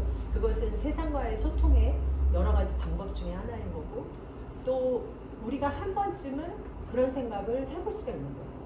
저희 엄마는 완전 전생 윤회잖아요. 불교니까. 그러니까 전생 윤회 뭐 지금도 본인은 이제 돌아가시면 뭐고 이렇게 말씀하신단 말이죠. 그러니까 저 짐승이 사람 되고 뭐 이런 것도 다 지금 너가 사람으로 태어날 수 있는 방법 뭐 이런 것도 있어요. 어떻게 하면 사람으로 태어나는가. 그러니까 동물이 막 사람 됐다라고도 하고 그래서 여러 가지 마지막 때 정말 많은 미혹들이 있을 수 있는 거 그렇기 때문에 우리가 더 철저하게 말씀 중심으로 우리 안에서는 이 신앙이 굳건하게 키워져 가고 세상과 소통할 때는 그런 질문을 던지면서 시작해보는 건 되게 좋은 거라고 생각해요. 저는 세상과 소통할 때는 그들의 수준이 거기에 있기 때문에 전생 관련, 윤회 관련 이런 것들을 다 던지면서 그들이 진리를 찾아 나가도록 도와주는 거. 그러니까 그런 방편으로는 저는 여러 가지 툴이 사용되어도 좋다고 생각하지만 이제 우리가 믿는 것은 그래야 한다. 그리고 그렇게 알려주고 가르쳐줘야 한다. 그렇습니다. 그래서 이제 삼위일체 여호와의 증인은 뭐 믿는지 아세요? 이 주요 2단이나 타종교 이제 신관을 조금 보면은 여호와의 증인은 예수님을 뭐라고 하냐면 천사 미가엘이라고. 천사 미가엘. 그래서 하나님이 창조하신 첫 번째 피조물이다. 그러니까 하나님이 창조하셨다. 이렇게. 그래서 천사 미가엘. 그래서 이 성령을 인격이 아닌 하나님의 어떤 능력, 힘 이런 걸로 해서 그래요. 근데 인격적인 하나님이 아니야. 그냥 하나님의 그런 파워 이런 거. 그래서 예수님의 신성과 성령의 인격성을 부정하죠. 그러니까 이들은 삼위일체 교리를 부정하죠. 그러면 신천지는 뭐지? 신천지? 맞습니다. 예수님을 하나님을 인정하지 않아요. 안녕하세요. 안녕하세요. 네. 그래서 인간이 성령의 역할을 대신할 수 있다. 그러니까 보혜사 성령이 사람 이만이다. 보혜사 그 정명석 JMS에도 항상 성령이 따라다니잖아. 여자 성령. 그 지금 현재 리더가 성령이에요. 이름이. 성령 그분이 성령님이야. 그래서 성령님 그리고 이제 아이돌 같이 막 입고 나서 막 춤추면서 네. 그런데 거기에 막 이름이 네. 거기에 수천 명이 가서 그걸 봐요. 진짜 미혹이 돼요? 그런 걸 저는 안 되는 그러니까 거거든요. 어마어마하잖아요. 근데 막 하시던데. 정말. 근데 그거를 보면은 저기에 미혹된다는 것이 너무 놀라워. 한두 명이 아니니까. 사람의 일로는 못 하는 게 아닌가 봐요. 맞아요. 확실히. 그래서 진짜 너무 놀랍게 진짜 뭐 크리스찬 디올 있고 그러니까 성령님이 성령님이 명품으로 다 두릅니다. 머리끝부터 발끝까지. 그 머리 길고 그래가지고 막 하얀 성령. 근데 이제 여기 이만희도 보혜사 성령, 보혜사 성령을 사람 이만이다 이렇게 이제 적용하는 거거든요. 그러니까 성부, 성자, 성령 구별 부정이에요. 성령의 역할을 인간이 대신할 수 있다 이렇게 가르치는 거예요. 그래서 그게 이만이다. 이렇게. 그러니까 하나님과 인간은 본질적 차이가 없다 이런 얘기인 거죠. 그리고 뭐 안상홍은 어머니 맞다. 그 사람 어머니 자기가 엄마라고. 맞아요, 맞아요. 네, 맞아요. 이게 어머니 어. 하나님을 얘기하는 거죠. 뭐 하나님이 성별이 남자여서 두 개인데 그중 여자는 자기가 담당하고 있다. 맞아요. 성부, 성자, 성령 시대로 막 시대를 나눠서 하나님의 시대마다 성령의 시대에 이 인물이 나타나고 성자의 시대에 이 인물이 나타나고 이렇게 인물이 나타난다고 하면서 안상홍을 성령 하나님으로 그리고 이제 그 부인이 장길자인데 그 장길자를 하나님 어머니로 이렇게 다 신격화했어요. 근데 저는 그 사람들이 스스로 신격화하는 거는 이제 나중에 심판받으면 되는데 그거를 따라가는 그 수많은 사람들이 좀 더 이해가 안 되기는 하더라고요. 그래서 정말 어떤 얘기냐면 하나님의 시대마다 이런 그 양산원 같은 이런 사람들이 모습만 바꿔서 나타난다. 이런 양태론적이다. 그런 이단입니다. 통일교를 봅니까? 문성명? 여러분 이게 기독교인 다 알고 있어야 돼요. 예수님을 메시아는 메시아인데 불완전한 메시아다. 불완전한 메시아다. 그리고 문성명이 참 메시아다. 그렇게 이제 주장하는 거죠. 그래서 하나님을 남성과 여성의 성품을 다 지닌 존재. 뭐 암수 뭐 그 뭐라 그래? 암수쌍 뭐 그런 남성과 여성의 뭐 그런 진짜 너무 화나요. 그리고 문성명과 그 한학자가 부인이잖아요. 이번에 뭐 이렇게 조사받고 이랬던 그분이 이제 그 하나님의 그런 이상을 그분들이 완성을 한다. 이렇게 가르치고 있다고 합니다. 그래서 여기서 얼마나 파생돼서 희한한 또 여러 가지 이단들이 많겠어요. 이게 굵직한 이단만 이제 얘기하는 거지 지금은. 그러니까 굉장히 우리가 잘못하면 그냥 훅 갈 수 있는 거예요, 이단은. 진짜 별거 아닌 거 가지고. 그래서 예수 그리스도의 유일성 그리고 구속사역 부정한다. 다 부정해요, 이분들은. 인간을 신격화한다. 사이비교리. 근데 그 세계에 있는 기독교 외의 종교들을 보면 거의 다 대부분의 예수님이 가지고 계신 그 성자로서의 그 아이덴티티를 탈취하더라고요. 그만큼 그 원수의 입장에서는 예수님의 그 신성을 부정하는 게 너무 중요한가 봐요. 맞아요. 보면 그 몰몬교도 그 몰몬교 창시자가 뭐 자기가 그 계시를 받아서 메시아가 됐다라고 하는데 딱 부정하는 게 예수님의 신성성이고 그 거기도 똑같잖아요. 알라를 믿는 그 이슬람도 똑같고 부처도 그렇고 내가 신이다 약간 이렇게 되는 거니까 그 정도로 예수님이 위협적인 존재인가 봐요. 그 정도. 맞아요. 천주교에서 아직 카톨릭 그 검은 마리아의 그 뭐죠? 올라간 거? 마리아가 올라갔다고 하잖아요. 승천에다. 했다고. 마리아의 승천을 카톨릭에서는 얘기하잖아요. 그래서 어마무시하죠. 이슬람교는 이제 그 하나님이 누구죠? 알라. 모하메드가 그렇죠. 네. 맞아요. 그 외에 어떤 것도 신이 될 수 없다 이렇게 말하고 있어요. 모하메드. 네, 그러니까 예수님이 있어야 우리가 구원을 받을 수 있기 때문에 그걸 그렇게 탈취하는 거예요. 맞아요. 네. 그래서 그냥 예수님을 단지 그냥 오케이 사람 위대한 선지자 그 정도까지만 인정을 해주는 거예요. 그러면 그 이번에 나온 영화 애니메이션 만화도 똑같잖아요. 예수님을 한 사람의 그냥 위인으로 만들어